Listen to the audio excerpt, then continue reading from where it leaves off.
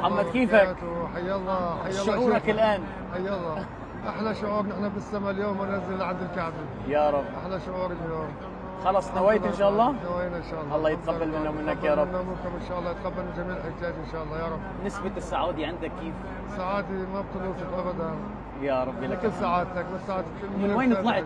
يعني تخيل نحن من وين طلعنا؟ اي والله. من وين؟ من مطار دمشق. طلعنا من مطار دمشق. قال السوريين طلعوا من مطار دمشق. مطار دمشق. اللهم لك الحمد انه يعني الحلم تحقق عنا. والله الحلم. نعم. وصرنا نطلع من هذا المطار. قبل كنا متشردين.